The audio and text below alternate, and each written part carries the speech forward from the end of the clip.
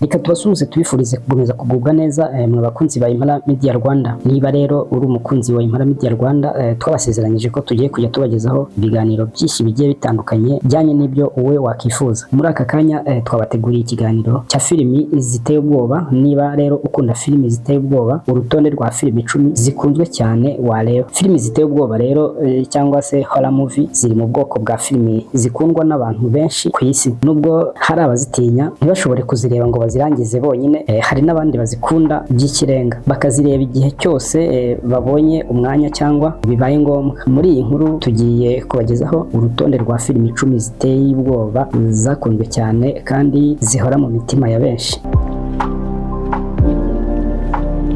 Ushobora gushakisha izi filimi ukazireba niba ukunda ubu bwoko bw'izi filimi.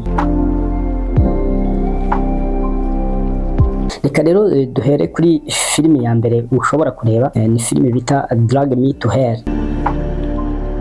Drag Me to Hell ni filimi ya 2009 nibwo yasohotse. Iyi ni filimi yo muri Leta Zunze Ubumwe za Amerika, ikaba ishingiye ku nkuru y'umukobwa ukora muri banki witwa Christine. Umunsi umwe rero yanga guha inguzanyo umukecuru w'umukene. Uwo mukecuru ararakara cyane akamuvuma. Uyu mukecuru akoherereza uriya mukobwa umuvumo w'uko azajya gutwikirwa mu muriro w'ikuzimu. Uhereye icyo gihe Christine atangira guhura n'ibintu bibabaje bidasobanutse, binyuranye n'imbaraga z'abantu zisanzwe.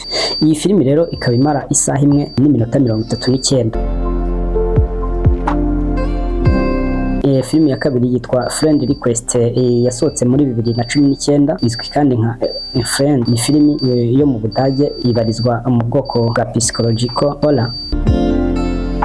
Ivuga ku mukobwa witwa Laura ubazwi cyane ku mbuga nkoranyambaga, agasabwa ubucuti na Marina, umukobwa wo kwitondera utagira inshuti. Laura aramwemerera rero, ariko nyuma areka kumugira inshuti, icyo bita friend. Marina ahita ayikora. Nyuma y'urupfu rwe ibibazo bikomeye bitangira kwibasira Laura n'inshuti ze, byose bisa n'ibikomotse ku bubasha bwa Marina wapfuye. Iki filimi rero ikaba ifata igihe cy'isaha imwe n'iminota 32 uri kuyireba.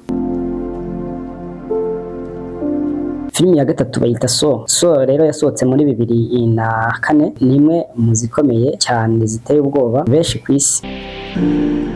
Iyi filimi ishingiye ku mwicanyi witwa Jigsaw, tica abantu ako kanya, ahubwo abanza akabashyira mu bibazo bikomeye bibabaza cyane, aho umuntu agomba guca igice cy'umubiri we ngo abashe kurokoka. Uburyo iyi filimi iteye burakomeye kandi bugaragaza ko abantu bashyirwa mu mihindagurikire y'amarangamutima n'uburibwe bw'umubiri. Iyi filimi ngo ni So rero imara igihe cy'isaha n'iminota 43 nayo.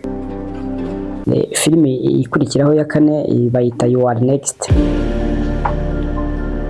You Are Next ni filimi itangirana n'umusore n'umukobwa bari mu rukundo, ariko ibirori byabo bihinduka urupfu. Umusore abona amagambo yanditse n'amaraso agira ati You Are Next, bivuze ngo ni wowe ukurikiraho. Uhereye ubwo abantu batangira kwicwa umwe kuri umwe, bigatangira guhishura ko hari umugambi muremure wahishwe inyuma y'iyo migambi y'ubwicanyi. Iyi filimi rero, iyi filimi You Are Next imara igihe cy'isaha imwe n'iminota 34 uri kuyireba nayo.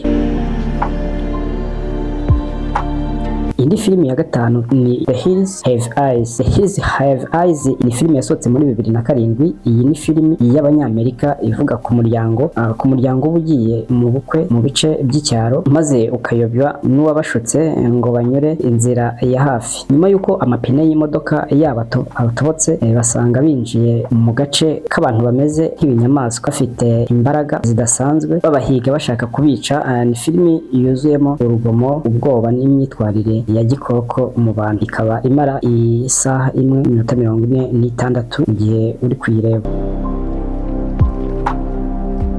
Indi filimi ya gatandatu ni Don't Move. Don't Move yasohotse muri 2024. Ni filimi nshya y'umugore uba agiye kwiyahura, agatangazwa n'umugabo utunguranye umubuza, akamufata ku ngufu. Uyu mugabo amutera urushinge rurimo uburozi butuma adashobora kwinyeganyeza, hanyuma akamuzirika amaguru n'amaboko. Filimi ikomeza agaragaza urugamba rw'uyu mugore mu gushaka ubuzima mu gihe yirinda uwo mugabo ushaka kumwica. Imara rero igihe cy'isaha imwe n'iminota 32.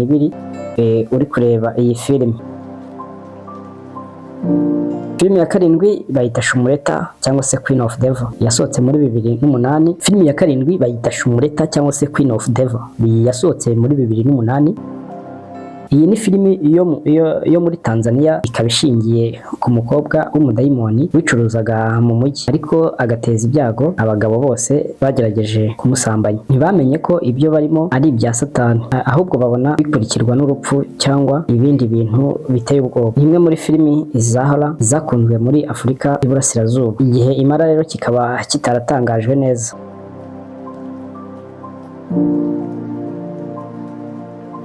Filimi ya munani twababwira ni The Curse. The Curse rero ni filimi ushobora kureba, ni filimi The Curse of the La Llorona, yasohotse muri 2019. Ni filimi y'Abanyamerika ishingiye ku nkuru z'imyizerere y'Amerika y'Amajyepfo, cyane cyane ku gitekerezo cy'umuzimu w'umugore wabuze abana be maze akazajya atembera nijoro arira abashaka. Umugore uba ari umuyobozi mu gace abarwana no kurengera abana be kuri uwo muzimu w'uburiganya n'umuvumo. Igihe imara rero imara isaha n'iminota 33 urimo urareba iyi filimi nziza ya horror movie.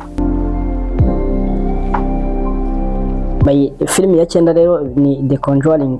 The Conjuring yasohotse muri 2013, ni imwe muri filimi zikomeye ziteye ubwoba, zibanda ku nkuru zishingiye ku biteye isereri no kwiyongera kw'imbaraga za daimoni. Igaragaza umuryango wahuye n'ibibazo bikomeye biteye ubwoba kubera igikinisho cy'umwana wabo cyafatwaga nk'igipupe cyahindutswe nk'ikinyabuzima. Filimi yagiye ihesha izina rikomeye abashakashatsi Eddie na Lorraine Warren bazwi mu nkuru z'amadayimoni. Igihe imara isaha imwe n'iminota 52.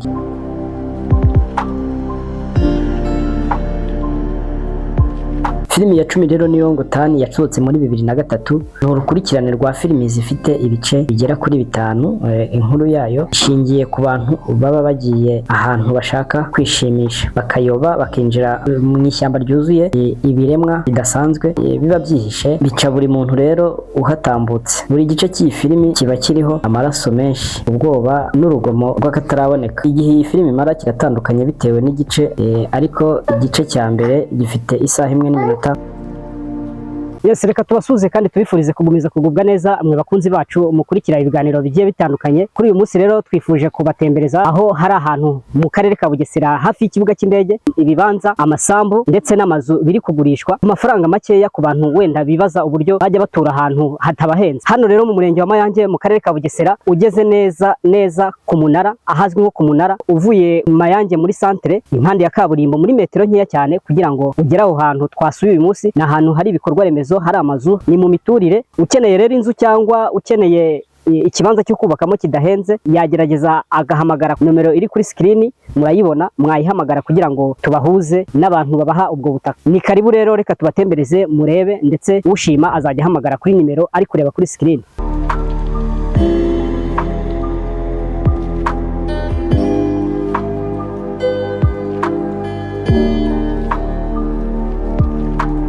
Bakunzi ba Impala Media Rwanda, muri uyu munsi rero reka tubatembereze abakiriye bacu bajya bakenera ahantu ho kugura cyangwa amazu, ibibanza biri mu murenge wa Mayange mu karere ka Bugesera hafi y'ikibuga cy'indege mu birometero bikeya cyane.